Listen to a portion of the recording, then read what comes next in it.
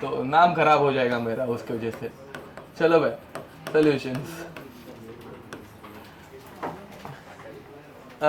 Last time हम लोगों ने RLVP कंप्लीट कर लिया है। ओके, तो RLVP में और कुछ पढ़ना बाकी है क्या? वेंट ऑफ फैक्टर किया हम लोगों ने? नहीं। हाँ, तो वेंट ऑफ फैक्टर अभी करना बाकी है, ध्यान देंगे भाई, ठीक है।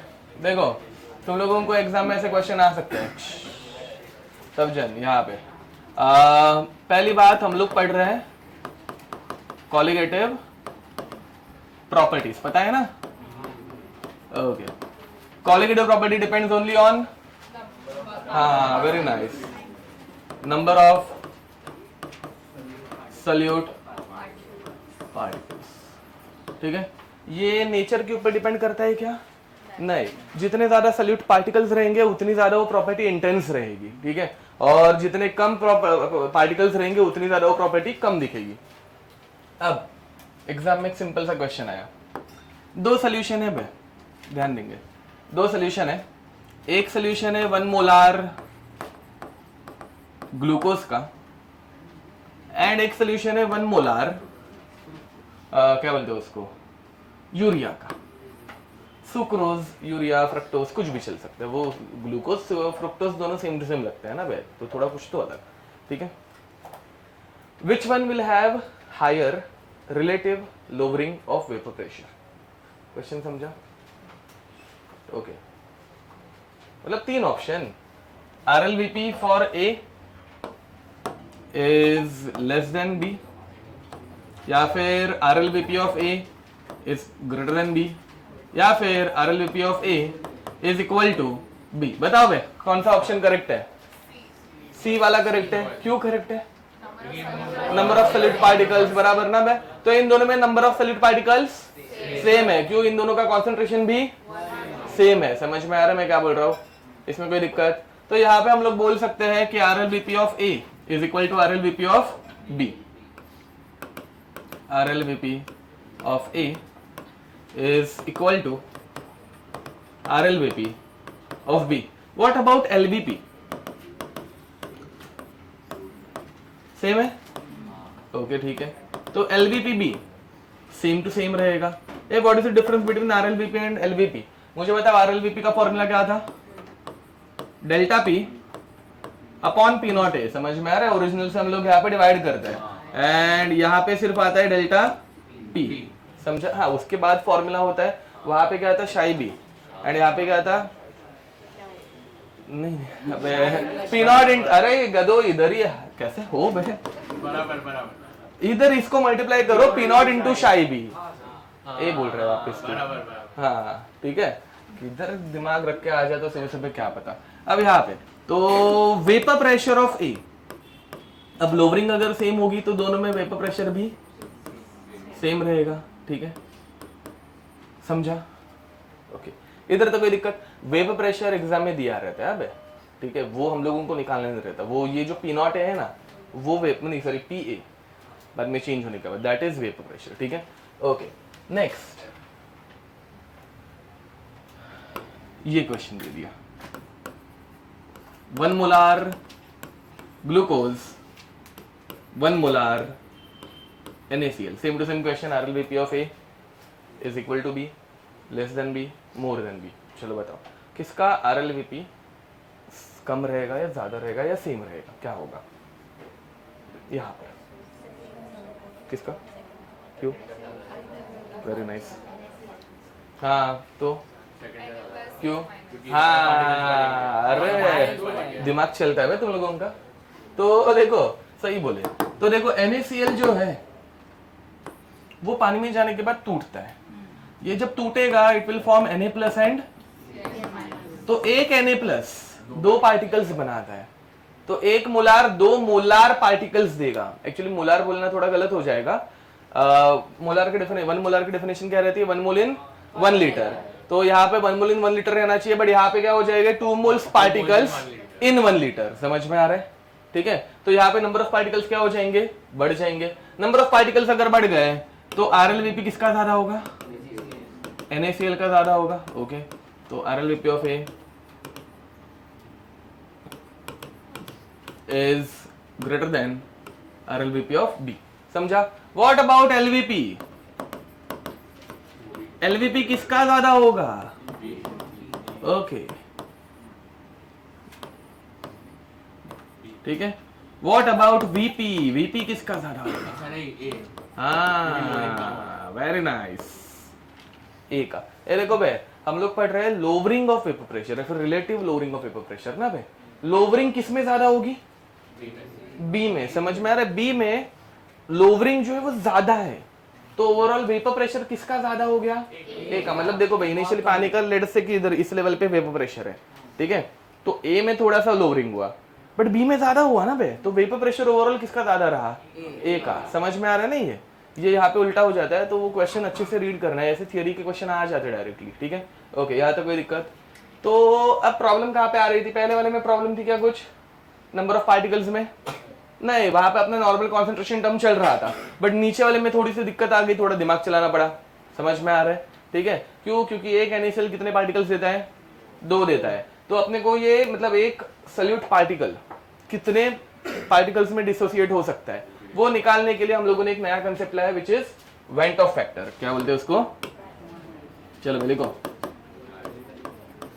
Went of. अच्छा, लिखना बाकी है, लिखो।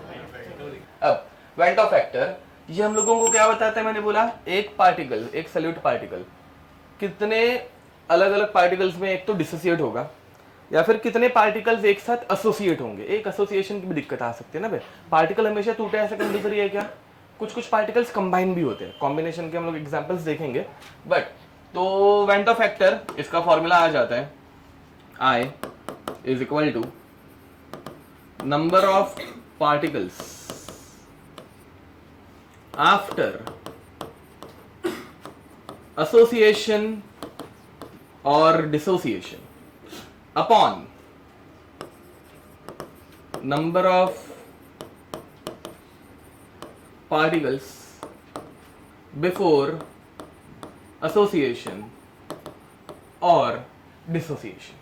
ठीक है। यहाँ और किसी को कुछ दिक्कत रहेगी तो मुझे आके मिलो, क्वेश्चन सॉल्विंग कुछ प्रॉब्लम रहेगी तो जो भी रहेगा, ठीक है। जिन लोगों का स्कोर कम है उनको बोल रहा हूँ, जिन लोगों को ज़्यादा है डाउट लेके मत आना सालो।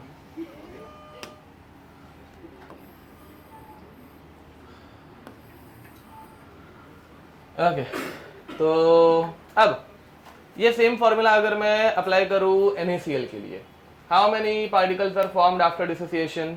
2। How many particles were there before dissociation? 1। तो 2/1 क्या?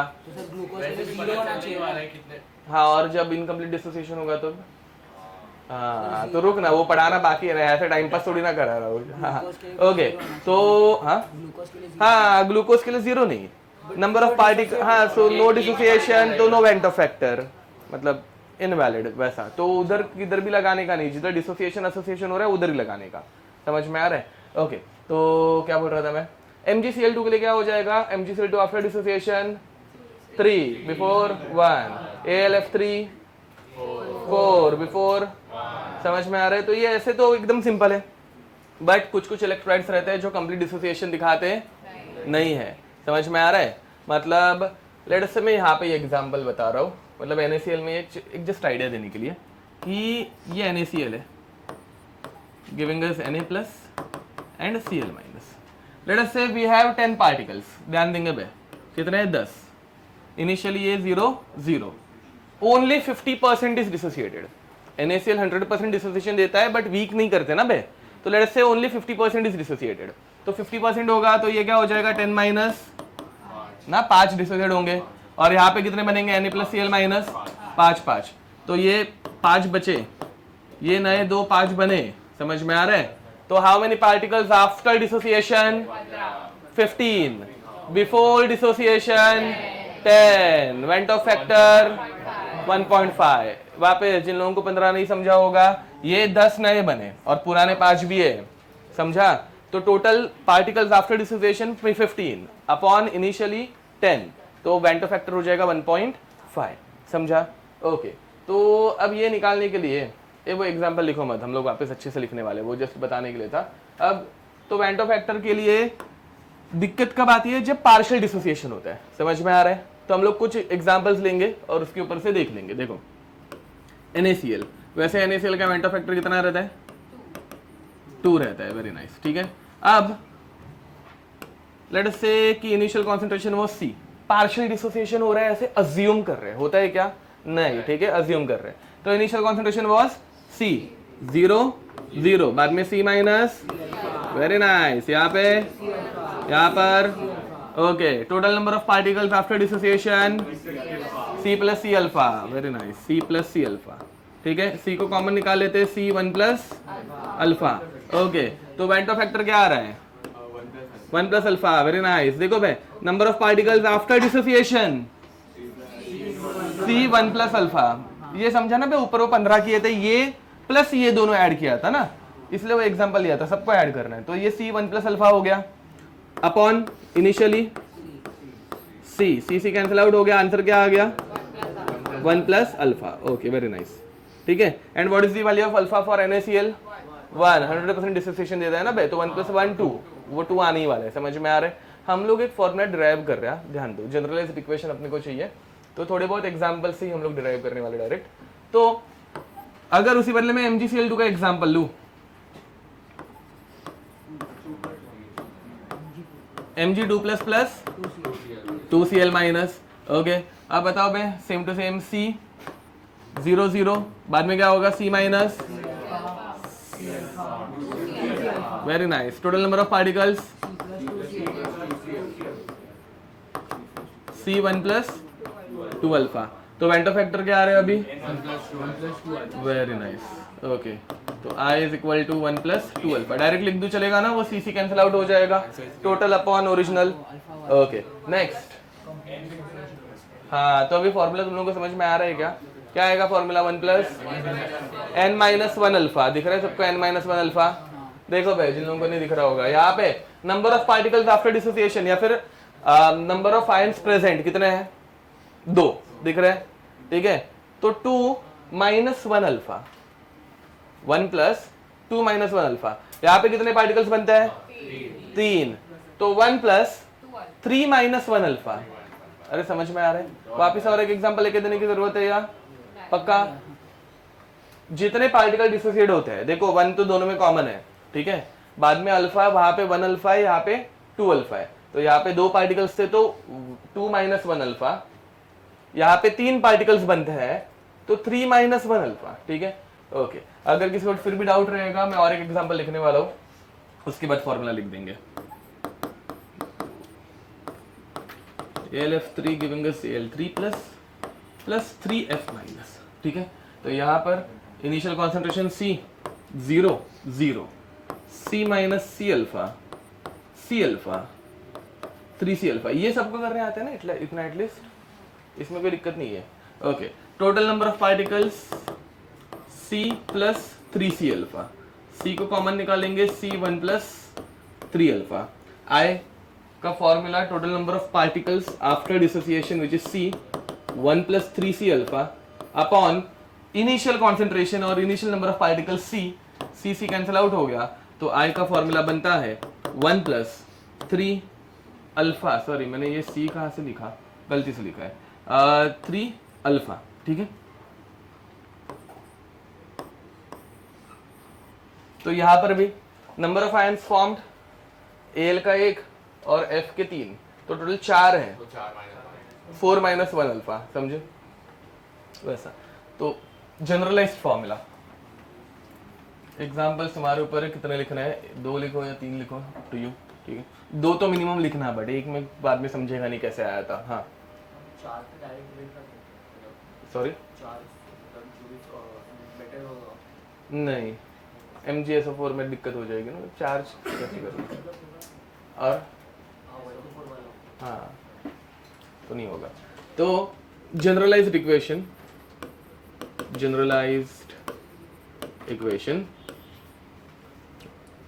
I is equal to 1 plus n minus 1 alpha. ठीक है, ओके। इसी चीज को बाद में वो अल्फा के लिए रीअरेंज करने बोलते हैं। What is the formula of alpha from this? Correct. ठीक है, तो alpha is equal to I minus one upon n minus one, ठीक है, लिख दो। Question is if A two B, ध्यान दो, इज 30% ionized, then मीट लिखना स्टार्ट करो। Van't Hoff factor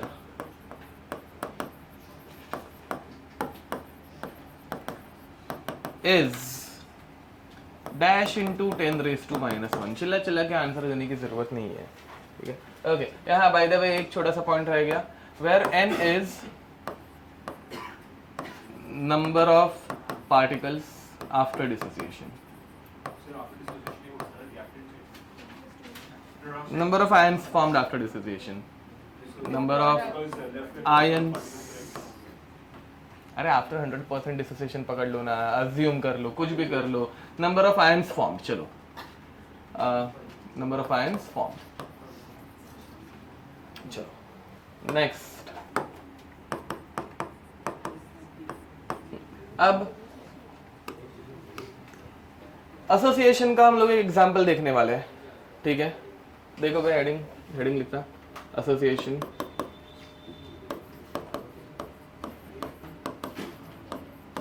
of acetic acid और बेंजोइक एसिड इन बेंजीन और टोल्यूइन और any other non polar solvent. Non polar रहना चाहिए, पोलर में नहीं चलेगा भाई। ये एसिटिक एसिड पानी में डालेंगे तो क्या हो जाता है, आयनाइज्ड हो जाता है, डिसोसिएशन होता है, समझ में आ रहा है, ठीक है। तो इसको ब्रेक नहीं करना है, इसको उल्टा एक साथ लाना है, ठीक है। तो देखो, जब बेंजीन में हम लोग एसिटिक एसिड ऐड करते हैं, ठीक है, तो दो एसिटिक एसिड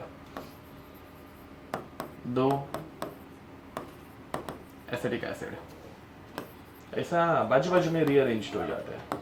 यहाँ पहली बात, अगर पानी में ऐड करेंगे तो ये टूटता है, समझे ना। पानी पोलर है तो H+ को बाहर निकालते हैं, O- को बाहर निकालता है। बेंजीन नॉन पोलर है तो उसमें आयनाइजेशन पॉसिबल है क्या, आयंस बनना पॉसिबल है क्या, नहीं। नॉन पोलर में आयंस नहीं बनते, ठीक है। तो यहाँ पे आयंस नहीं बन पाते, तो ये ऐसा। एंड दूसरा आ गया कार्बन, ये ऐसा। ये कुछ समझ में आ रहा है, ठीक है। अब फिर बाद में चार्जेस बताओगे। H का चार्ज डेल्टा प्लस, O का चार्ज, ये बाजू वाले O का चार्ज, एंड इस बाजू वाले कार्बन का O- H+, hydrogen bond, very nice. And यहाँ पे भी हाइड्रोजन बॉन्ड, इंटरमॉलिक्यूलर या इंट्रामॉलिक्यूलर। इंट्रा मतलब एक ही मॉलिक्यूल के अंदर, इंटर मतलब दो डिफरेंट मॉलिक्यूल्स में, तो this one is intermolecular hydrogen bond, समझ में आ रहा है। सो यहाँ पे इंटरमॉलिक्यूलर हाइड्रोजन बॉन्ड बनता है, एंड यहाँ पे कितने पार्टिकल्स कंबाइन हो गए, दो। तो this is called as a dimer. क्या बोलेंगे इसको, डाइमर। डाइ मतलब टू, मर ये एक मेरॉस वर्ड से आया हुआ है, मेरॉस का मीनिंग रहता है यूनिट्स, समझा। तो दो यूनिट्स यहाँ पे कंबाइन हो गए, डाइमर, ठीक है। इधर तो कोई दिक्कत। तो दो पार्टिकल्स से कितने बने, एक। सो वेंटो फैक्टर हाफ, ठीक है। Number of particles after dissociation upon number of particles before dissociation, ठीक है। सॉरी, डिसोसिएशन नहीं, एसोसिएशन, सॉरी, हाँ। तो ये क्या हो जाएगा, number of particle after association 1, before association 2, तो आंसर आ गया हाफ, ठीक है। इसमें कोई भी दिक्कत। तो वो तुम लोगों को कोई हाइपोथेटिकल एग्जांपल भी दे सकते हैं कि मेरे पास कोई 5 पार्टिकल्स है, ठीक है, ये 5 पार्टिकल्स कंबाइन हो गए, समझा, ठीक है। ये ऐसा कुछ होता नहीं है केमिस्ट्री में, ठीक है। मैं जस्ट ऐसे रैंडम एग्जांपल उठा के दे रहा हूँ, ठीक है। हाँ, अब बताओ, वेंटो फैक्टर 1/5, ठीक है। तो ऐसा कुछ हाइपोथेटिकल एग्जांपल वो दे सकते हैं, ठीक है।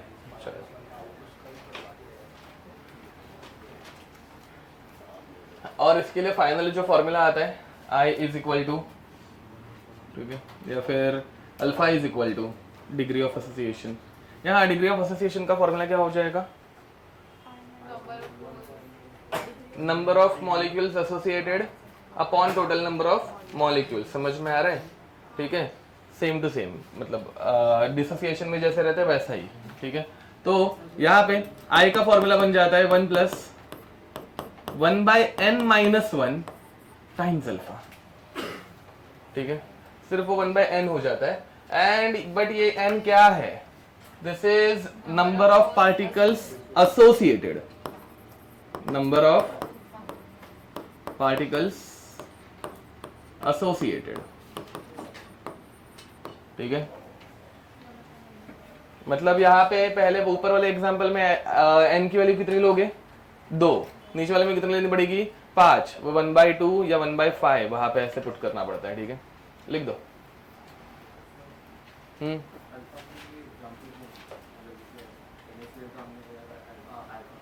हाँ, अच्छा, हाँ, ओके, देखो भाई, लेट अस से कि इनिशियली इसके 50 मॉलिक्यूल्स थे, ठीक है, ये 0 था, इससे अपने को बाजू वाले से कुछ वैसे मतलब नहीं रहता, ठीक है। तो फिर 50 में से 20 डिसोसिएट हुए, तो ये कितने बने, 4। हाँ, वो पूरा नंबर ऑफ मोल्स का अगर कैलकुलेशन नहीं पूछेंगे, इतना कोई पूछेगा नहीं, इसके ऊपर क्वेश्चन कम आता है ना के बराबर, ठीक है। तो ये कितने बचे, 30 बचे। मुझे पता टोटल कितने थे, 50 में से एसोसिएशन कितनों का हुआ, 20 का, तो 20/50, आंसर क्या आ जाएगा, 2/5, समझ, मतलब 0.4, समझा, अरे समझा, अल्फा पक्का, number of particles associated upon total number of particles, जो हम लोग पहले से करते आ रहे हैं हमेशा से, ठीक है, फॉलोड, लिख दो। यहाँ पे चाहिए तो अल्फा का ये लिख के रखो formula, number of particles associated upon total number of particles, ठीक है, डिसोसिएटेड के बदले एसोसिएटेड। एंड हाँ, इधर के अल्फा को क्या बोलते हैं, डिग्री ऑफ एसोसिएशन, ठीक है। तो वो मतलब एग्जाम में नहीं तो टर्म्स देख के आने के चांसेस अगेन बहुत कम है, but still over here alpha is called as degree of association, ठीक है।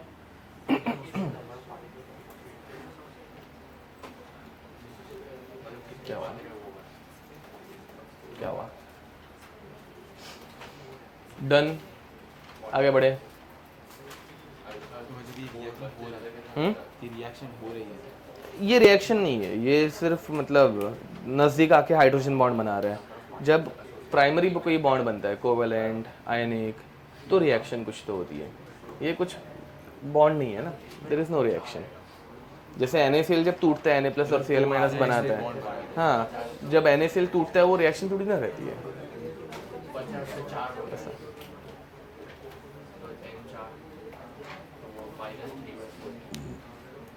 N4 किधर, इधर इधर N4 नहीं आएगा ना, N1 आएगा, नहीं, N is number of particles associated, कितने पार्टिकल एसोसिएट हो रहे हैं एक टाइम पे, अच्छा वो, हाँ, तो ये 5, अच्छा ठीक है। अब इसमें कोई दिक्कत, ये समझे, अरे ठीक है। अब यहाँ पे मेन मुद्दे पे आता है, तो फिर यहाँ पे हमारे NaCl के एग्जाम्पल में बस यहाँ पे मीर बाद में एक्सप्लेन करेंगे। अब यहाँ पर अगर NaCl का एग्जाम्पल हम लोग लेंगे, ठीक है, तो NaCl एंड ग्लूकोज के एग्जाम्पल में किसका RLVP ज्यादा था, NaCl का ज्यादा था, क्योंकि वो पार्टिकल्स ज्यादा बनाता है, ठीक है। वो ग्लूकोज के कितने टाइम्स ज्यादा आएगा, 2 टाइम्स। ग्लूकोज सिर्फ एक टाइम पे 1 पार्टिकल देगा, बट NaCl एक टाइम पे 2 पार्टिकल देंगे, तो वो 2 टाइम्स ज्यादा हो गया। तो यहाँ पे जब वेंटो फैक्टर इंट्रोड्यूस किया है, तो वो RLVP में भी चेंज जो ला रहा है वो दिखाने के लिए उसके फॉर्मूले में ऐड करना पड़ेगा। RLVP का फॉर्मूला किसी को याद है, करेक्ट, ठीक है। तो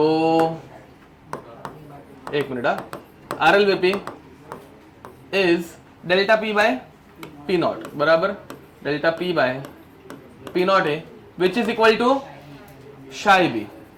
This is when the particle is not undergoing association or dissociation. But if it is undergoing association or dissociation, this formula becomes delta B by P naught A is equal to I times psi B. ये कुछ दिमाग में घुसा? हाँ देखो, glucose में कुछ करने की जरूरत नहीं है मीत, बट NaCl में हम लोगों ने कितने से मल्टीप्लाई किया? 2 से. Why? Because one particle of NaCl gives us 2 particles. समझ में आ रहा है? तो जो RLVP की वैल्यू है वो डबल हो गई है यहाँ पे, तो हम लोग उसके I से वेंट ऑफ फैक्टर्स है, NaCl का 2 था ना, उससे मल्टीप्लाई करेंगे. MgCl2 में वो 3 टाइम्स हो जाएगा, तो सेम XB को हम लोग 3 से मल्टीप्लाई करेंगे. AlF3 में 4 हो गए, तो यहाँ पे 4 से मल्टीप्लाई करना पड़ेगा. What is the n factor, sorry what is the I went Hoff factor, ठीक है, फॉर K4 Fe CN6. बताओ what is the went Hoff factor for K4 Fe CN6? गलत गलत गलत 5. हाँ तो 4 K प्लस देता है एंड एक Fe CN6 माइनस देता है, -4. ठीक है, ये समझे? तो what is the n factor, how many particles are there? 5. ठीक है, ऐसे क्वेश्चन कर लेना, मतलब इसमें मिस्टेक मत करना, आयंस बनाने आने चाहिए. बाद में तो बहुत उछल के बोल रहे थे इसमें क्या ही है, इसके लिए क्या फॉर्मूला चाहिए, गलत आंसर मत दिया करो फिर. ओके, इधर तो कोई दिक्कत? बाकी मैं डायरेक्ट इसका फाइनल फॉर्मूला लिख रहा हूँ, टाइम पास नहीं कर रहा हूँ, अभी स्टेप्स नहीं बता रहा हूँ. बाकी हम लोगों ने स्टेप्स किए थे. तो P delta P upon P naught A is equal to I WB MA upon मीथ. बस हो गया ना रे बाबा? अरे हाँ हाँ W. हाँ ठीक है, चलो हो गया. तो यहाँ पे RLVP का सब कुछ खत्म. अभी हम लोग अगले कॉलिगेटिव प्रॉपर्टीज के ऊपर जाने वाले, elevation in boiling point and depression in freezing point. समझ में आ रहा है?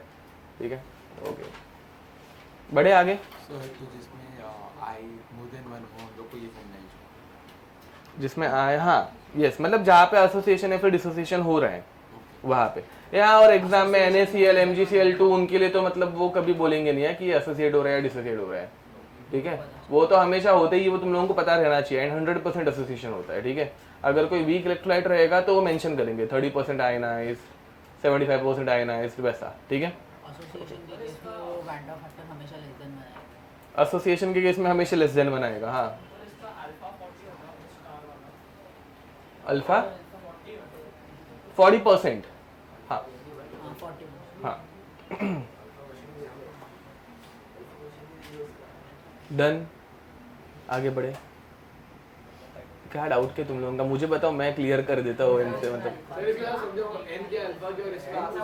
हाँ ओके, हाँ चलो ठीक है. ये देखो, n is number of particles associated, कितने चिपक रहे हैं, या हाँ, alpha is degree of association, जिसका हम लोगों का हमेशा वाला formula, see it is the fraction associated. हाँ, वो क्वेश्चन में दिया रहता है, अगर नहीं दिया होगा तो कैसे निकालने का? नंबर ऑफ पार्टिकल्स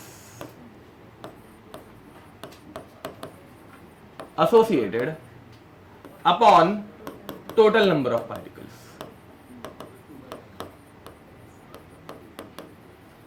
देखो बे, टोटल कितने पार्टिकल्स थे, उसमें से कितने पार्टिकल एसोसिएट हो रहे हैं?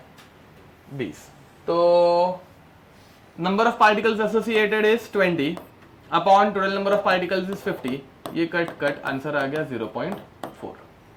कितना फ्रैक्शन, 50 में से 20 गए, मतलब सिर्फ 0.4 फ्रैक्शन एसोसिएट हो रहा है. वैसा अल्फा ये फ्रैक्शन रहते हैं और कुछ नहीं रहता. ठीक है, ओके, इधर तो कोई दिक्कत? अब आगे बढ़े. नेक्स्ट हेडिंग लिखेंगे, elevation in boiling point. Second colligative property, elevation in boiling point. अब ये पढ़ने से पहले बॉइलिंग पॉइंट की डेफिनेशन लिख देते हैं. एलिवेशन इन बॉइलिंग पॉइंट, बताओ।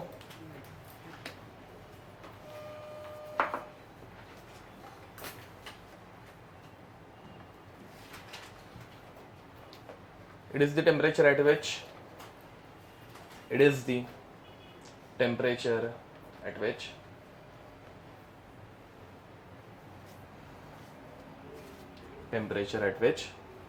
vapor pressure of a pure liquid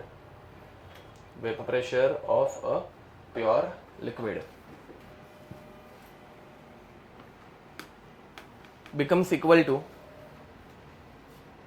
vapor pressure of a pure liquid becomes equal to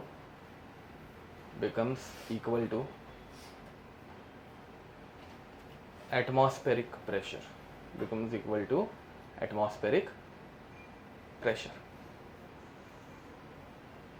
ठीक है। तो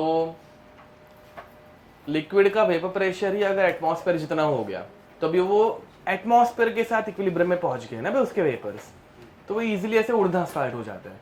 और बहुत इजीली जब कोई लिक्विड उड़ना स्टार्ट हो जाता है तो हम लोग क्या बोलते हैं, वो बॉईल हो रहा है। समझ पा रहे हो, ठीक है। अब यहां पर वेपर प्रेशर वर्सेस टेम्परेचर, ठीक है।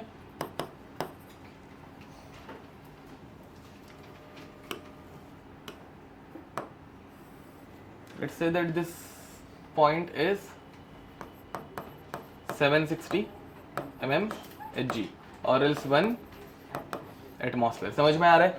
तो अगर किसी लिक्विड का वेपर प्रेशर यहां तक पहुंचा तो वो क्या करना स्टार्ट करेगा, बॉईल करना स्टार्ट करेगा। समझ में आ रहा है। और उसके पहले उसका सिर्फ क्या होगा, इवेपोरेशन होगा, ठीक है। ओके, अब मुझे बताओ, मतलब अज्यूम करते हैं कि किसी एक लिक्विड का सॉल्वेंट, प्योर सॉल्वेंट, वाटर हो सकता है, पेट्रोल हो सकता है, डीजल, क्लोरोफॉर्म, टेट्राकार्बन, टेट्राक्लोराइड, ईथर, कुछ भी हो सकता है, ठीक है। तो ऐसा कुछ है एंड किसी एक रूम टेम्परेचर पे इसका वेपर प्रेशर यहाँ पे किधर है। अब मैं इसको हीट करना स्टार्ट कर रहा हूँ। हीट करूंगा तो वेपर्स बढ़ेंगे, ज़्यादा बनेंगे। अब वेपर्स अगर ज़्यादा बनेंगे तो वेपर प्रेशर भी बढ़ेगा। समझ में आ रहा है। तो धीरे धीरे हीट करते करते, टेम्परेचर बढ़ाते बढ़ाते इसके वेपर क्या होते जा रहे हैं, बढ़ते जा रहे हैं। तो वेपर प्रेशर भी बढ़ते जा रहा है। वेपर प्रेशर बढ़ रहा है तो इसका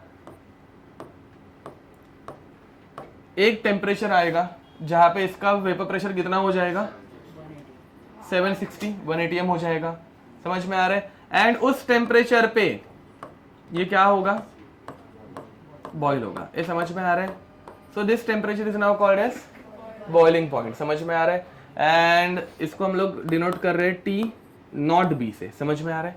नॉट क्यों, because it is for pure solvent. Last time P naught ए लिखा था। समझ में आ रहा है। वो बी अभी वो सॉल्यूट का नहीं है, वो बॉइलिंग का बी है। समझ में आ रहा है ना। Okay, so this is for pure solvent. समझ में आ रहा है। अब इस प्योर सॉल्वेंट में मैंने कुछ सल्यूट ऐड कर दिया, नमक, ग्लूकोज, कुछ भी। समझ में आ रहा है, ठीक है। अब सल्यूट जब कभी ऐड करेंगे तो वेपर प्रेशर कम होता है, पता है ना बे। अभी जस्ट पढ़ा पूरा का पूरा RLVP, relative lowering of vapour pressure. तो सल्यूट ऐड करने की वजह से इसका वेपर प्रेशर हो गया ओरिजिनल से कम, दिख रहा है, ठीक है। अब वापस इसको इधर से ऊपर तक लेके जाने के लिए मुझे हीट करना पड़ेगा। अब हीट जब कर रहा हूं तो ये उसी स्पीड से तो बढ़ेगा ना बे, ठीक है। वैसे ही बढ़ते जा रहे हैं। बट अभी इसको टेम्परेचर क्या हो रहा है बे, बढ़ रहा है, ज्यादा लग रहा है। क्यों, बिकॉज ओरिजिनल से वो कम हो गया था ना बे। तो अभी वो इधर से इधर लेके जाने के लिए कुछ एक्स टेम्परेचर लगा, बट अभी वो और कम हो गया तो इधर से ऊपर तक लेके जाने के लिए एक्स प्लस समथिंग लगेगा। फॉलोड, पक्का। तो ये जो टेम्परेचर है, let us call it TB, ठीक है। And the gap between T naught B and TB is called as elevation in boiling point. Very nice. Delta TB. What is the formula of delta TB? TB minus T naught B, ठीक है। और ये तुम लोगों को कुछ exam में calculate करने की जरूरत नहीं है। एग्जाम में ज्यादा करके वाटर का एग्जाम्पल दिया रहता है। वाटर का original boiling point 100 and let us say कि उन्होंने बोल दिया कि the liquid is boiling at 1.15। तो what is delta TB? 1.15, sorry 1.15 नहीं, 101.15, हाँ 101.15, ठीक है। तो डेल्टा TB क्या हो जाएगा, 1.15, ठीक है। ओके, लिख दो। ए इसमें कोई भी दिक्कत, तो बढ़ेगा क्या बॉइलिंग क्या की वेपर प्रेशर कम हो रहा है। ये सल्यूट में कम हो गया था ना वो ओरिजिनल से, ये सल्यूट ऐड करने के बाद बन गया सोल्यूशन। सोल्यूशन का वेपर प्रेशर हमेशा कम रहता है, इधर से इधर लेके जाने के लिए 100 लग रहा है, इधर से इधर मतलब और थोड़ा कम हो गया तो कुछ और 1-2 डिग्री लग रहा है। ठीक है, नेक्स्ट। सर लिखने हाँ, इसकी कुछ डेरिवेशन अपने को है नहीं, थर्मोडायनेमिक्स में इसकी डेरिवेशन आती है जो उतना अपने को पढ़ना नहीं है, अपने सिलेबस का पार्ट ही नहीं है। ठीक है, तो सिर्फ इतना अपने को लिखना है, from thermodynamical evidences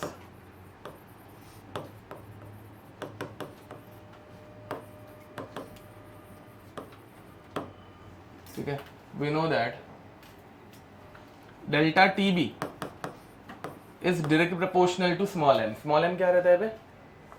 concentration term है, मोलैलिटी, समझ में आ रहा है? Okay, small M is molality. Okay, proportionality निकालने के लिए delta T B is equal to K B into M, समझ में आ रहा है? ओके, अब इस के बी की अगर मुझे वैल्यू निकालनी होगी तो क्या करना पड़ेगा? एम को 1 रखना पड़ेगा। ठीक है, अब के बी एम को अगर मैं 1 रख दूंगा तो के बी की वैल्यू क्या हो जा रही है? डेल्टा टी, समझ में आ रहा है? तो it is the elevation in boiling point when 1 molar solution is present. समझा? तो इसको बोला जाता है K B is called as molal elevation in boiling point, elevation in boiling point constant, also called as ebullioscopic constant, ऐसा कुछ नाम है इसका। ठीक है, इबिलोस्कोपिक कांस्टेंट। कोई दिक्कत? एम का फॉर्मूला क्या रहता है? Number of moles of solute upon molality का formula, number of moles of solute upon 1 kg नहीं, mass of solvent in kg।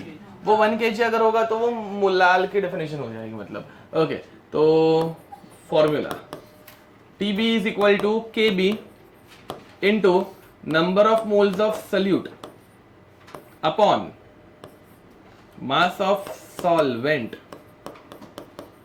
In kg। ठीक है, kg को अगर ग्राम्स में लिखना होगा तो इंटू 1000, याद है ना? ओके, तो फिर बाद में delta TB is equal to KB into molar क्या बोल रहा हूं, मास ऑफ सल्यूट, ठीक है, upon molar mass of solute into mass of solvent in grams into 1000। ठीक है, यहां तक कोई भी दिक्कत? हाँ, इसकी डेरिवेशन हमारे सिलेबस में है ही नहीं। ठीक है, ये थर्मोडायनेमिक्स में आगे जाके तुम लोग पढ़ोगे, अगर पढ़े तो। मैकेनिकल में घुस गए तो नहीं पढ़ोगे ना, मतलब ऐसा, या फिर कॉम साइंस में घुस गए तो, बट स्टिल। तो यहाँ तक। एंड हाँ, लास्ट KB का भी एक फॉर्मूला है, तो KB is R into molar mass of solvent into TB naught का square, uh TB naught original boiling point, ठीक है, upon 1000 into delta H of vaporization. बॉइलिंग कर रहे हैं ना, वेपराइजेशन कर रहे हैं, ठीक है, वैसा।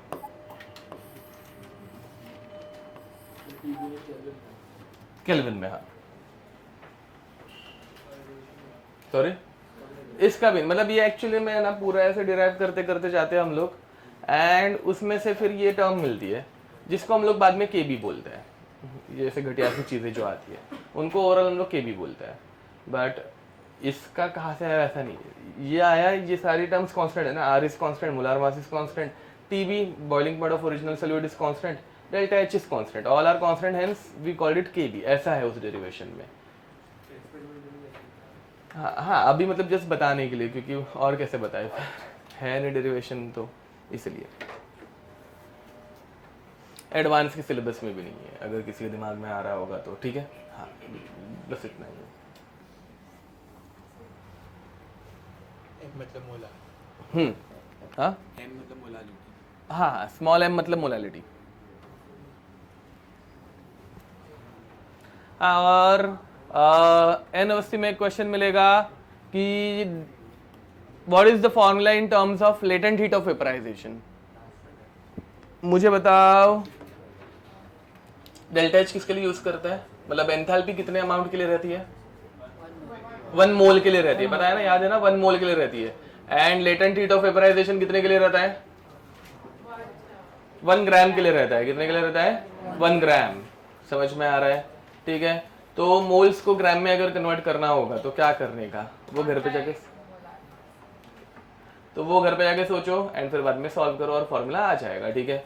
ओके, जरा वो फॉर्मूला के आगे आई लिखकर वहां पे लिख देना, when association and dissociation is happening. ए सुना क्या बोला, इतना लिख के हो जाने के बाद this is for non electrolytes, ऐसे लिखो, this formula is applicable for non electrolytes, मतलब ग्लूकोज, यूरिया, फ्रक्टोज, ठीक है, वो सारों के लिए नॉन इलेक्ट्रोलाइट्स।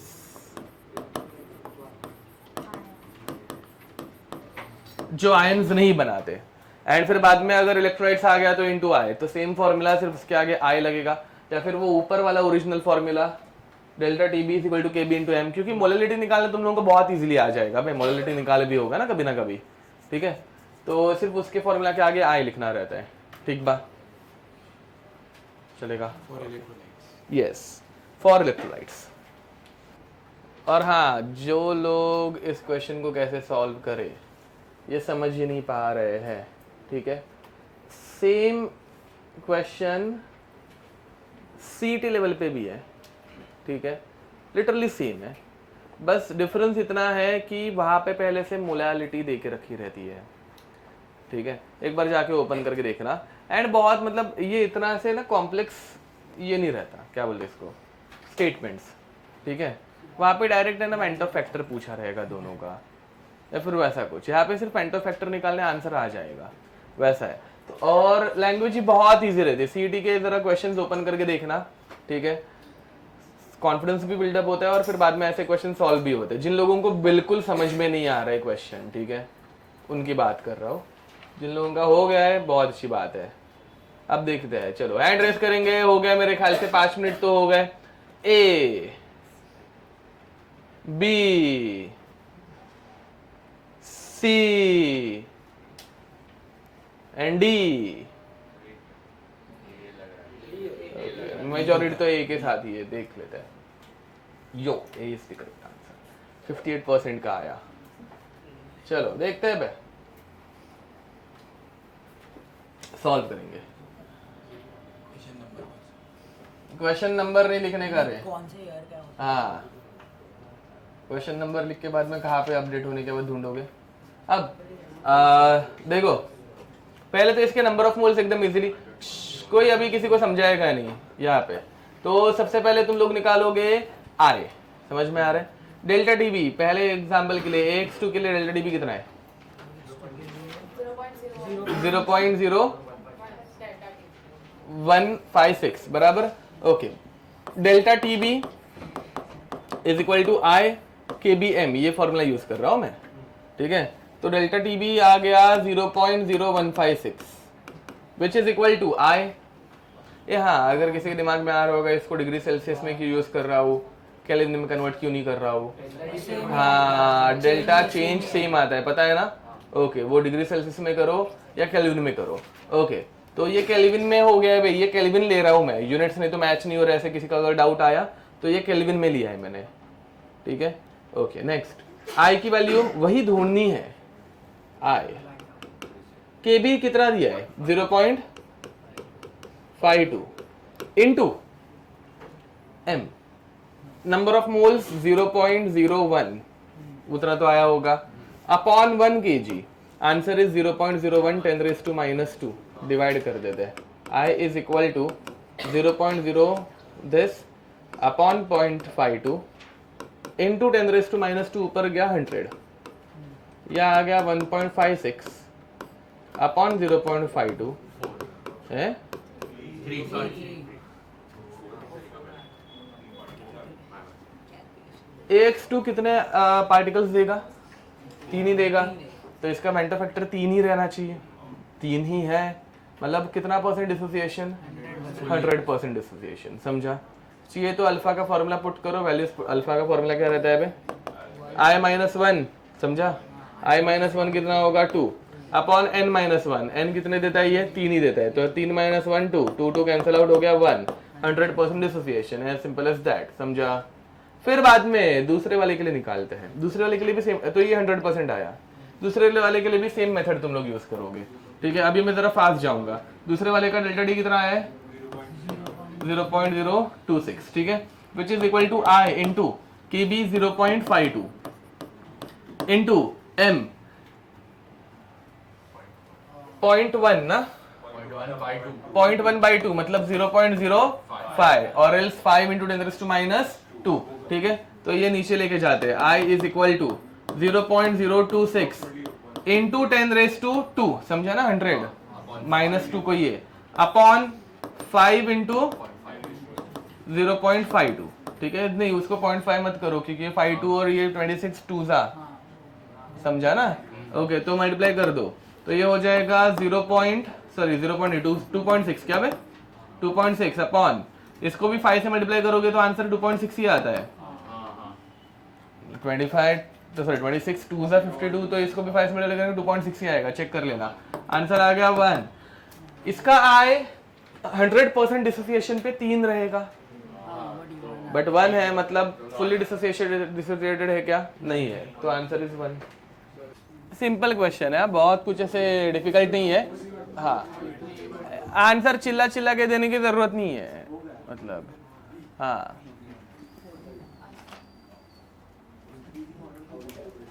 ठीक है, यहाँ पे पहले क्या देखोगे? कॉन्सेंट्रेशन, जिसका कॉन्सेंट्रेशन ज्यादा उसके नंबर ऑफ पार्टिकल्स भी ज्यादा, तो 4 बाद में 3। अब इन दोनों में वही यूरिया और NaCl या फिर ग्लूकोज और NaCl हम लोगों ने जो लिया था सेम टू सेम, तो NaCl पहले आएगा बाद में यूरिया आएगा, ठीक है? That's it. Okay, next. But तुम लोग चिल्ला चिल्ला के आंसर दिए, मेरा इंटरेस्ट चला गया। नहीं, बट सही तो दिया ना, वो सही है कि गलत है घर पे जाके देखने का। इसलिए तो सर चेक कर। नो, सॉल्व करो, चलो। चिल्ला चिल्ला के आंसर दे रहे हो तुम लोग, हाँ ना? ऐसे ना बुरा लगा ना ऐसे, तो ठीक है चलेगा। अभी इसका भी आंसर चेक नहीं करूंगा पहले। लेगा हो गया? हाँ, वो इंटू के टर्म्स में, वो 10⁻⁻1 के टर्म्स में कन्वर्ट करो सिर्फ करके।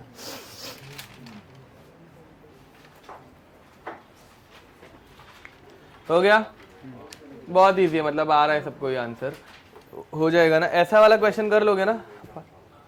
ओके, तो ये same to same question number 1 जैसा ही है, ठीक है? सिर्फ यहाँ पे अल्फा निकालना है, वहाँ पे स्टेटमेंट वाले क्वेश्चन थे और कुछ नहीं। ओके, मुझे सॉल्व करके दिखाने की जरूरत है इसको? नहीं ना, मोलालिटी निकालो एंड फिर बाद में क्या बोलते हैं, KB इंटू मोलालिटी को डिवाइड कर दो डेल्टा DB से, मतलब 0.52 से, ठीक है? हाँ निकाल के फिर अल्फा, हाँ वही I, पहले I निकालना है एंड फिर बाद में अल्फा निकाल लो, समझा? ठीक है,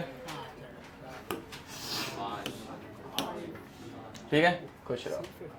ओके, इधर तो कोई दिक्कत? आगे बढ़े, नेक्स्ट। अरे सिर्फ 50 प्रॉब्लम क्या रहती है, मैं यहाँ पे कुछ पढ़ाता हूँ फिर बाद में सॉल्व कराता हूँ, तुम लोगों को एकदम मज़ा आ जाती है। हाँ, रिकॉर्डिंग एक बार चेक कर लेते, थैंक यू। ओके, चलो चालू है। क्या पे मोहित, याद नहीं दिलाता तू? अच्छा, ओके। अब next, depression in freezing point. Life में बड़ा डिप्रेशन है, देखो है क्या क्या क्या क्या बोल रहे वो? हाँ, सारे छोटे टॉपिक है ऐसे। नहीं, आज का लेक्चर नंबर क्या है? 4 है, 3rd है ना? हाँ, तो इतने 3 लेक्चर में क्या खत्म करना है तुम लोगों को? मतलब जल्दी छोड़ दो। तुम लोगों का और एक लेक्चर है ना इसके बाद, तो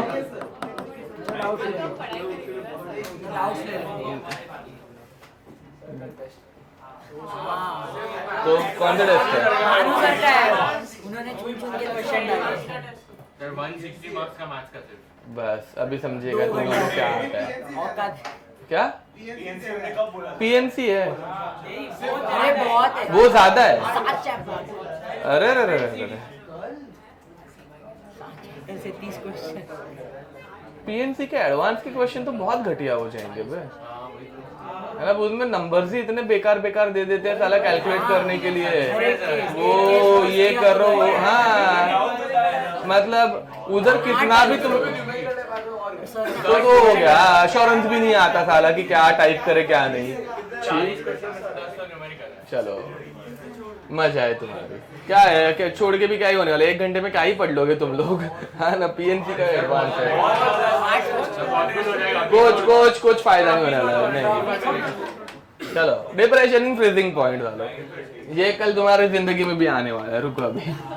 तो लिखो फ्रीजिंग पॉइंट की डेफिनेशन, लिखो the temperature at which vapor pressure of a liquid, pure liquid, the temperature at which vapor pressure of a pure liquid becomes equal to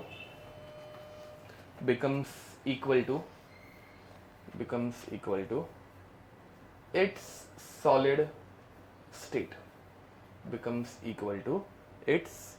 solid state, ठीक है? अब देखो होता कैसे है।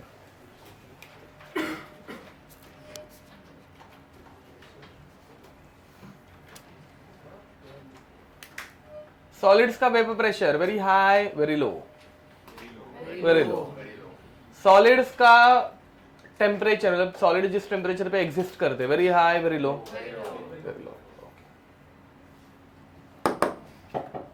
Low temperature.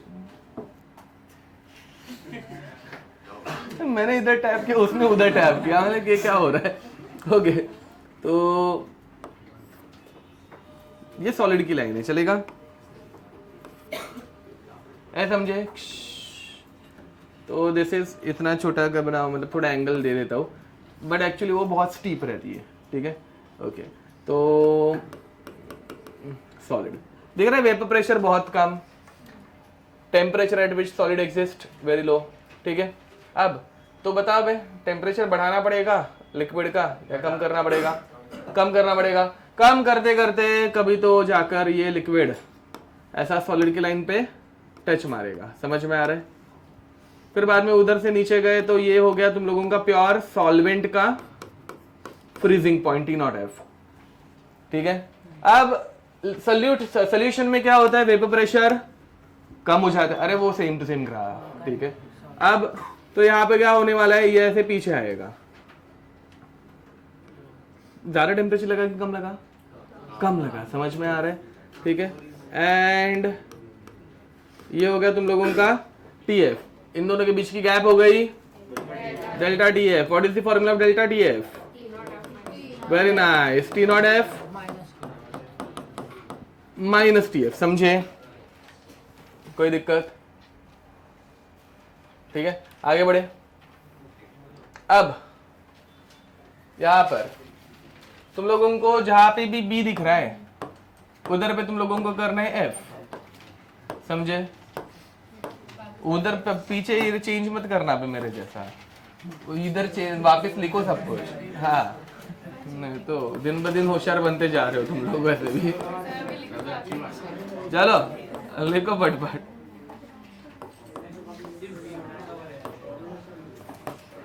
ठीक है? And this constant is called as molal depression in freezing point constant, also called as cryoscopic constant, ठीक है? Molal depression in freezing point constant, also called as cryoscopic constant, समझा? देखो भाई, वेंटो फैक्टर के लिए और एक फॉर्मूला आने वाला है जो हम लोग देखने वाले हैं, ठीक है? सब जन ध्यान देंगे यहाँ पे अभी। सबसे पहले जरा मुझे फॉर्मूलाज याद दिलाओ। आरएलवीपी का फॉर्मूला क्या था? Delta P by P naught A which is equal to psi B which is nothing but W B molar mass of solute upon molar mass of solute into molar mass of solvent into mass of solvent. याद है ये direct formula, मैं final formula लिख रहा हूं, ठीक है। Next elevation in boiling point, ठीक है। Delta TB is equal to KB into molality. Molality is nothing but given mass of solute upon molar mass of solute into mass of solvent. If it is in grams, then you will have to multiply it by 1000. समझा? And finally delta TF.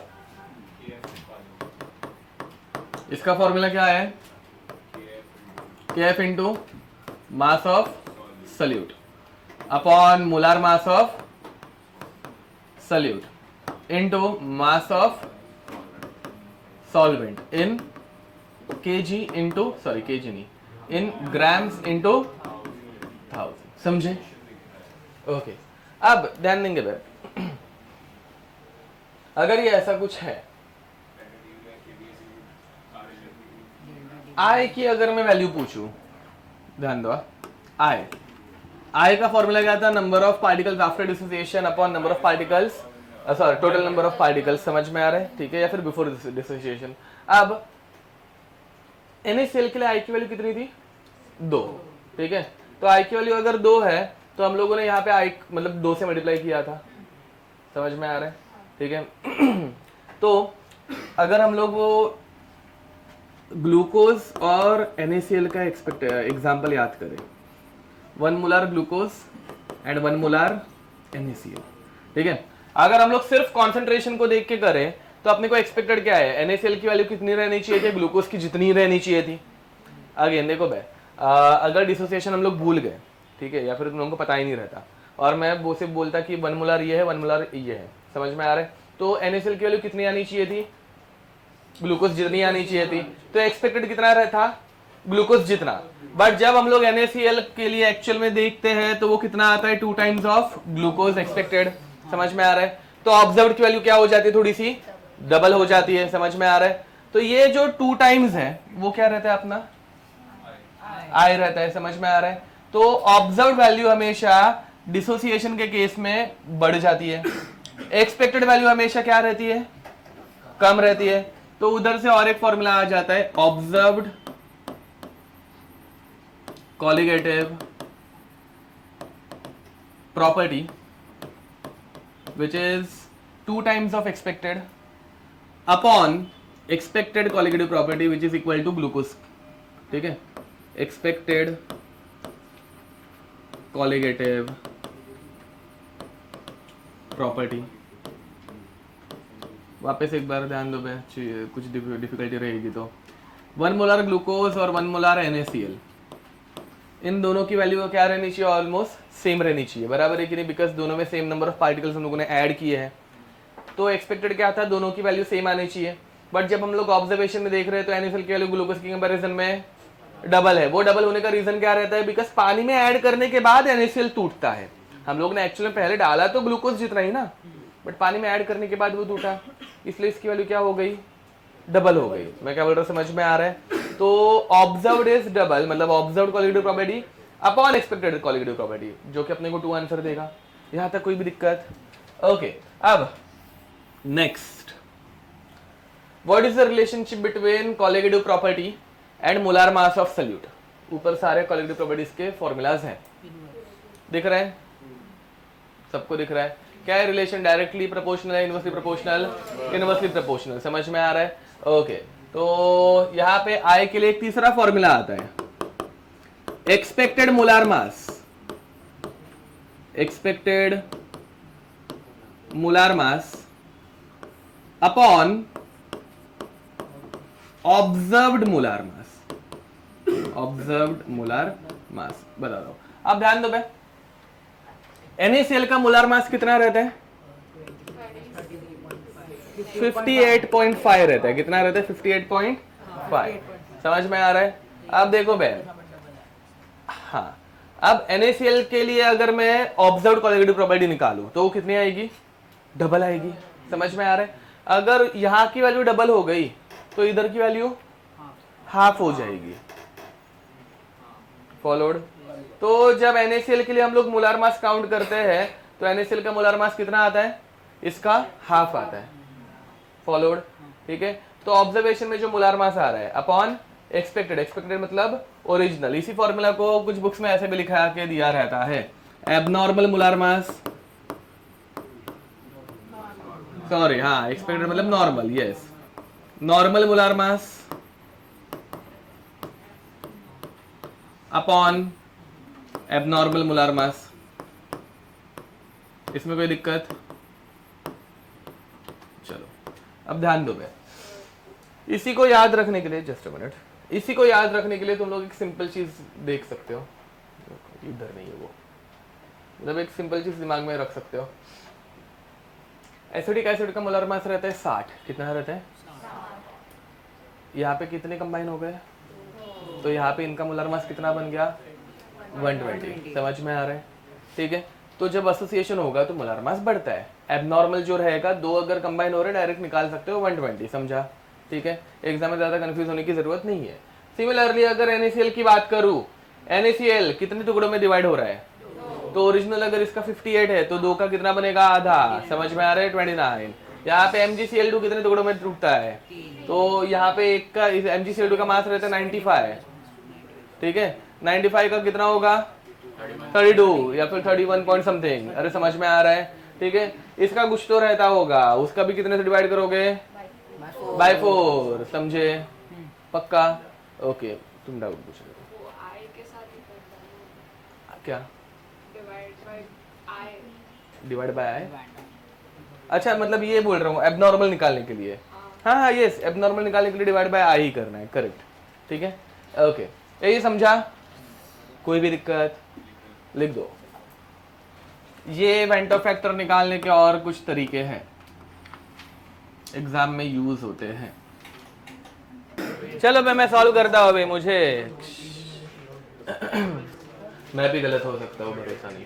यहाँ पे देखो, अब vapour pressure, ए सुनो, अब आपस में discussion बंद। यहाँ पे देखेंगे पहली बात, which one has higher number of particles? NaCl बराबर। तो NaCl के पास ज्यादा नंबर ऑफ पार्टिकल्स है तो सारी कोलिगेटिव प्रॉपर्टीज NaCl की ज्यादा रहेंगी। कोलिगेटिव प्रॉपर्टीज कौन सी है?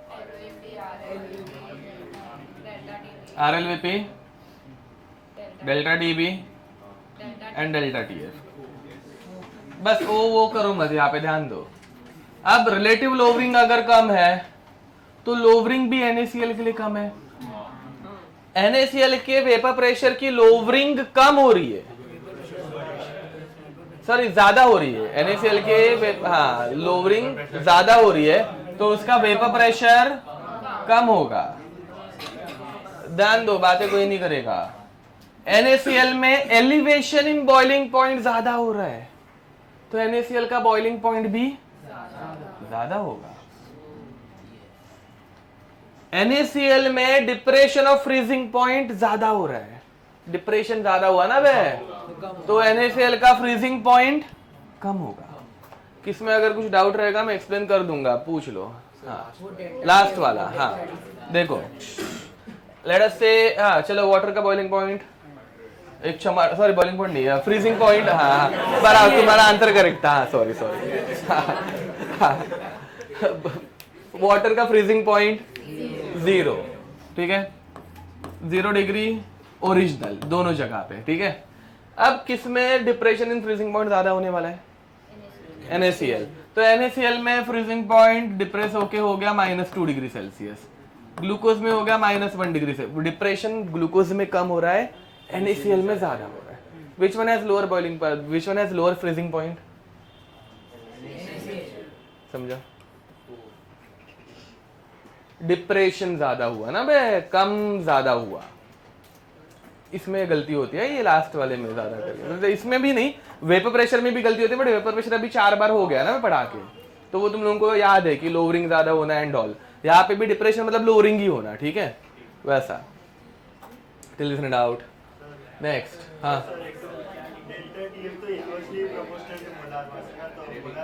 अरे बेटा वेंटो फैक्टर ज्यादा सुपीरियर है, और यहाँ पे मोलर मास जो है वो सिर्फ नहीं देखना है, सीख सुनो। मोलर मास व्हेन क्या बोलते हैं उसको,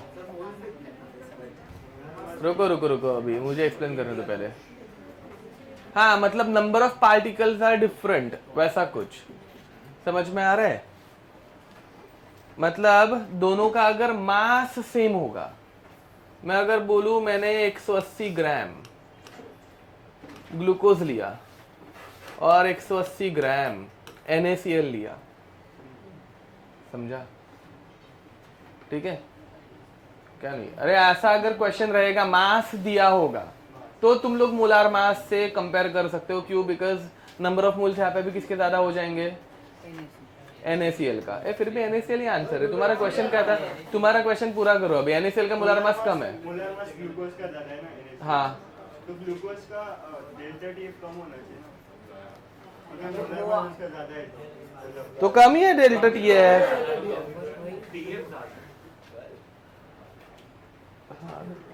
हाँ डेल्टा टी एफ कम ही है, बट वो तुम जो बोल रहे हो ना वो अप्लाई यहाँ पे नहीं होगा। तुम जो बोल रहे हो ये ऐसे एग्जांपल में अप्लाई होगा जब मास दोनों का सेम है, तो मोलर मास से हम लोग कंपेयर करेंगे तो नंबर ऑफ मोल जिसका मोलर मास कम उसके ज्यादा आएंगे, इसलिए वो करेक्ट, समझा। ओके चलो आगे बढ़े। नेक्स्ट अब हम लोग देखने वाले हैं ऑस्मोटिक प्रेशर। ऑस्मोटिक प्रेशर पढ़ने से पहले हम लोग पढ़ेंगे ऑस्मोसिस। हेडिंग ऑस्मोटिक प्रेशर की है।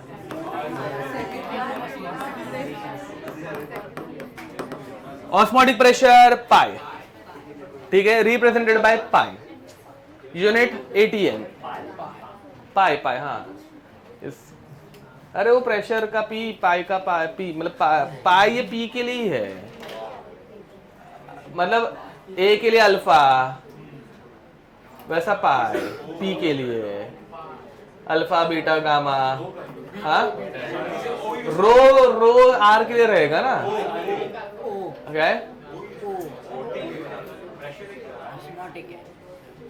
अबे प्रेशर तू गप रहे ना तो। हाँ अब इसके ऊपर मुझे मतलब आर्ग्यूमेंट नहीं करना और कुछ नहीं, ठीक है। मोहित बुरा मत मानना है ऐसे बेचारा, अब चलता है, अभी क्या ही कर सकते हैं। अब लिखो भाई, देखो ऑस्मोसिस, ठीक है। हाँ पहले मुझे बताओ हमेशा फ्लो कहाँ से कहाँ पे होता है, high pressure to low pressure है, low pressure to high pressure, high pressure to low pressure, high concentration to low concentration या low concentration to high concentration, high concentration to low concentration. यहाँ पे ध्यान दो, उर्जिता और तुम्हारा नाम क्या मैं भूल गया, हर्षिता। अब यहाँ पे तो ऑस्मोसिस में फ्लो होता है सॉल्वेंट का, किसका होता है पहले ये याद रखना, सॉल्वेंट का, ठीक है। हम लोग ऑस्मोसिस में एक यूज करते हैं सेमी परमेबल मेम्ब्रेन, क्या यूज करेंगे, ओके। अब सेमी परमेबल मेम्ब्रेन के जो क्या बोलते हैं पोर्स रहते हैं, ये इतने छोटू रहते हैं कि ये वाटर जैसे सॉल्वेंट पार्टिकल्स को ही अलाउ करते हैं, सल्यूट के बड़े पार्टिकल्स को ही अलाउ नहीं करते। अब ध्यान देंगे, वो उसका नाम क्या है, वो जो जिसको किडनैप किया था, ओके जो कुछ है, ठीक है। अब यहाँ पे देखो भाई ध्यान देंगे समझो, लेट्स से यहाँ पे 1 मोलार ग्लूकोज है एंड यहाँ पे 0.1 मोलार ग्लूकोज है, ठीक है। कॉन्सेंट्रेशन कहाँ पे ज्यादा है, 1 मोलार का है, समझ में आ रहा है, ओके। एंड कहाँ पे कम है, ओके। तो फ्लो कहाँ से कहाँ पे होना चाहिए, right to, okay, left to right, ऐसे सुनो पूरा सुनो, ठीक है। अब हाँ वही, अरे तो पढ़ा रहा हूँ ना मैं सालों, तुम लोगों को आ रहा है तो मैं क्या करूँ, ठीक है। तुम लोगों ने बचपन में पढ़ा है, मेरे को तो पढ़ाने दो। हाँ अब देखो क्या है, ठीक है, पूरा मुझे कंप्लीट तो करने दो, होगा होगा।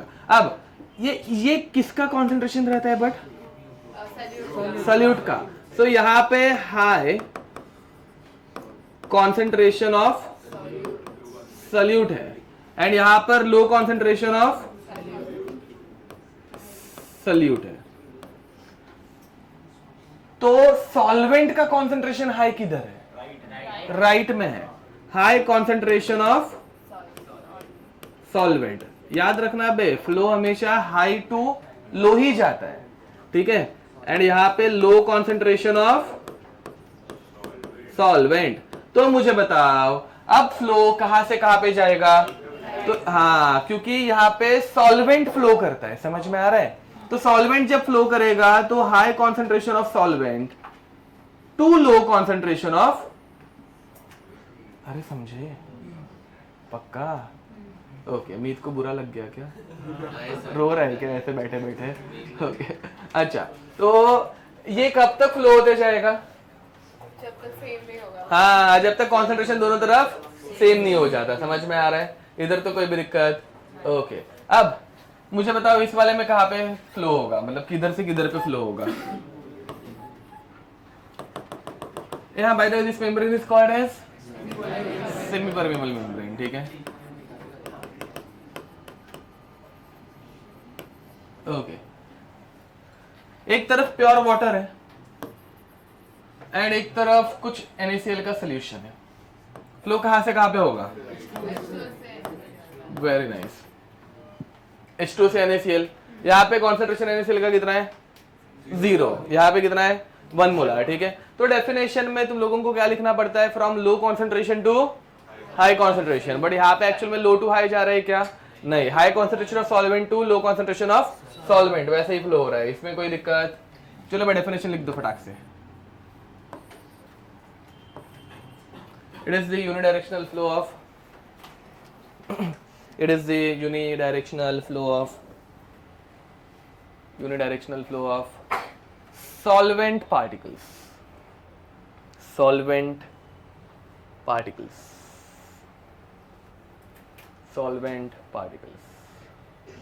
from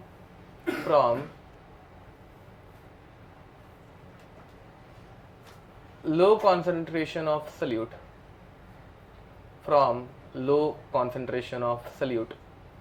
ब्रैकेट में लिखना high concentration of solvent, from low concentration of solute bracket में लिखना high concentration of solvent to high concentration of solute bracket में लिखना low concentration of solvent through a what? Very nice. Semi permeable membrane. ठीक है, हो गया। आगे बढ़े। अब इसके बाद डायग्राम, हाँ डायग्राम बना लो, चाहिए होगा तो। तो दिस इज ऑस्मोसिस। अब हम लोग देखेंगे ऑस्मोटिक प्रेशर, ठीक है। नहीं 10 बजे तक तो देखना पड़ेगा ना यार। क्या? हाँ तो 9 मिनट तुम लोगों ने कभी मेरी स्पीड देखी नहीं है क्या? वैसे 10 मिनट में कितना कंप्लीट होता है? हाँ, ऑस्मोटिक प्रेशर तो हो ही जाएगा, फॉर्मूला भी हो जाएगा क्या ना, उसके बाद छोड़ दूंगा। हाँ ना, ये चैप्टर इस टाइम पे बहुत ही जल्दी उठ रहा है। मतलब मैं अगर ऐसे प्रॉपर ऐसे प्लान करके आता, मैं तो ऐसे ही उठ के आ जाता हूँ। जनरली प्लान करके चैप्टर पढ़ाता, 3 लेक्चर में उड़ा देता मैं ये। मैं सोच रहा हूँ नेक्स्ट ईयर से ना ऐसे जो क्वेश्चन कराने रहेंगे ना, पहले से ऐसे ना प्रिंट मार के दूंगा। मतलब हम लोग 20-25 क्वेश्चन तो एक चैप्टर में करते ही है ना, तो लिखने की जरूरत ही नहीं। तुम लोग ऐसे वो अपने इसमें चिपका दोगे नोट्स में वो पेजेस, एंड फिर उसका क्वेश्चन नंबर 1, क्वेश्चन नंबर 2 ना, और कम टाइम लगेगा साला पढ़ाने में। हाँ, ऑर्गेनिक के लिए नहीं यार, वो जब तक तुम लोग खुद से नहीं लिखते तब तक दिमाग में बैठता ही नहीं है। ऑर्गेनिक के लिए कुछ नहीं कर सकते क्या? कौन सा बोर्ड पे, कौन सा प्रोग्राम, मतलब कैमड्रॉ?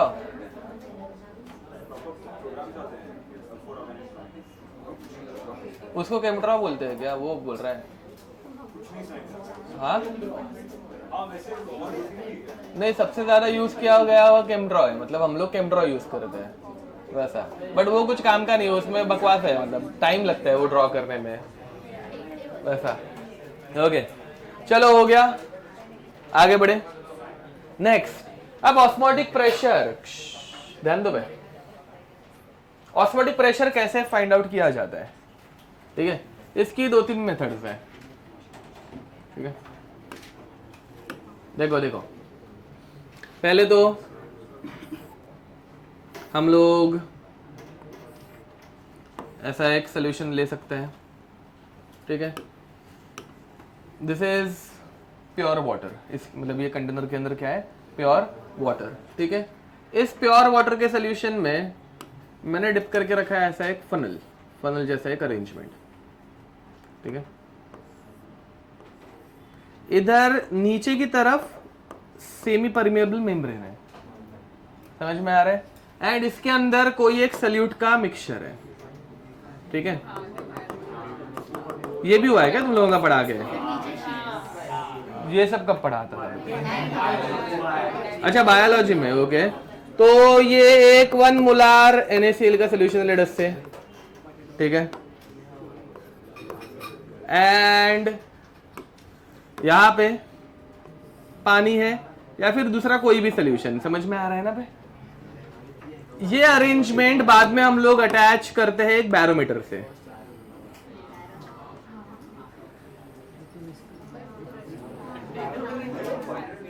मैनोमीटर, हाँ चलो ठीक है, वो नाम वाम में कुछ फर्क नहीं पड़ता, यहाँ पे ध्यान दो, ठीक है? यहाँ पे है इसके अंदर भरा हुआ मर्क्यूरी, ठीक है? बैरोमीटर में क्या भरा हुआ रहता है बे? मर्क्यूरी। अब होगा क्या? NaCl है, उसका कॉन्सेंट्रेशन हायर है, वाटर जिसका कॉन्सेंट्रेशन कम है, लो कॉन्सेंट्रेशन से हाई कॉन्सेंट्रेशन में पानी भरना स्टार्ट हो जाएगा, ये समझ पा रहे हो? अब धीरे धीरे यहाँ पे लेवल ऊपर चलती जाएगी, लेवल NaCl की बढ़ती गई, लेट अस से यहाँ तक आ गया। अब तो फिर उसने इतनी हवा डिस्प्लेस की ना बे, वो उतनी हवा थोड़े से मर्क्यूरी को डिस्प्लेस करेगी, सेम अमाउंट की मर्क्यूरी डिस्प्लेस नहीं हो गया, हवा मर्क्यूरी को ज्यादा ऊपर नहीं उठा पाएगी, ठीक है? थोड़ा सा, हाँ, नहीं तो बोलोगे इतना सा कैसे, हाँ। तो ये इतनी जो मर्क्यूरी ऊपर गया उससे हम लोग प्रेशर निकाल सकते हैं, ये हो गई हाइट या फिर डिस्प्लेसमेंट। तो H रो जी, समझे क्या हुआ? क्या क्या मजा नहीं आया, मतलब क्या भी क्या पढ़ाते बैठोगे पूरा? बर्नौली, ये बर्नौली थोड़ी ना है, ओके। अब इसमें कोई दिक्कत? ये जो प्रेशर आएगा that pressure is called as, समझे? अब ऑस्मोटिक प्रेशर निकालने के लिए और एक मेथड रहती है, ध्यान दो भाई।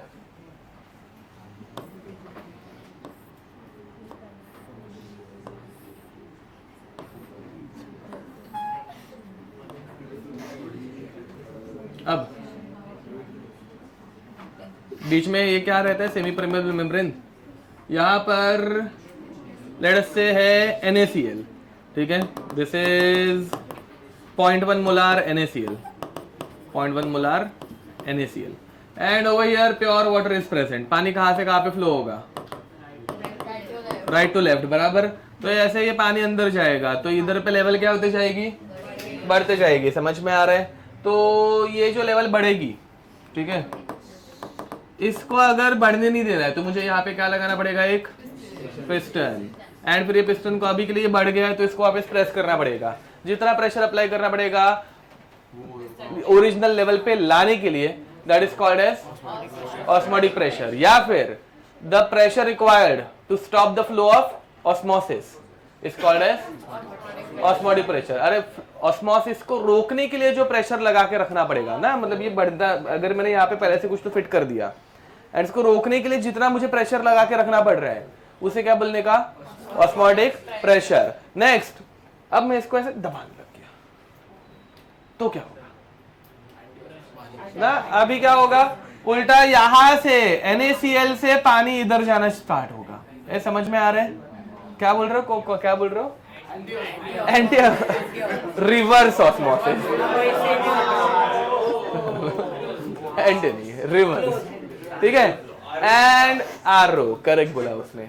आरओ जो रहता है ना तुम्हारे घर पे, रिवर्स ऑस्मोसिस पे वर्क करता है, ठीक है। ओके, तो वही मतलब यहाँ पे नमक ही रहना चाहिए, ऐसे थोड़ी ना भाई, गंदा पानी है, धूल मिट्टी है उसके अंदर। तो जब कभी तुम लोग रिवर्स ऑस्मोसिस करोगे सिर्फ पानी इधर आएगा, बाकी जो गंदगी रहेगी वो यहाँ पे मतलब क्या बोलते हैं उसको, सेमी परमेबल मेम्ब्रेन के ऊपर चिपक के रह जाएगी। समझ में आ रहा है? ठीक है। अभी के लिए अपने को रिवर्स ऑस्मोसिस में कुछ इंटरेस्ट नहीं है। ऑस्मोटिक प्रेशर समझ में आ गया? Okay, so with this will stop here, till then bye bye. Osmotic pressure की डेफिनेशन लिख देना, the pressure required to stop the flow of osmosis is called as osmotic pressure. Bye bye.